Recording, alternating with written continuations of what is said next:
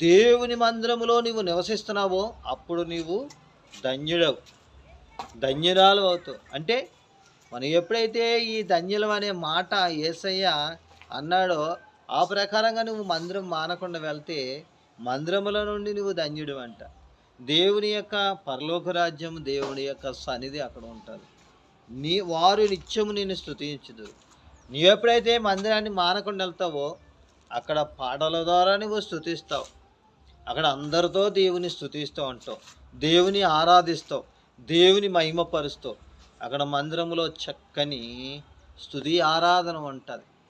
దేవుని ఎప్పుడైతే నీవు నమ్ముకుని అక్కడ సిద్ధపడి నీవు మహిమ కలిగిన దేవునికి మహిమ వచ్చేలాగా నువ్వు దేవుని మందిరంలో ఎప్పుడైతే నీవు స్తుతిస్తున్నావో, పాటల ద్వారా ఆయన స్తుతిస్తున్నావో, మహింపరుస్తున్నావో, దేవుడు అప్పుడు నిన్ను, నీ కుటుంబాన్ని హెచ్చిస్తాడు, దీవిస్తాడు, ఫలింపజేస్తాడు.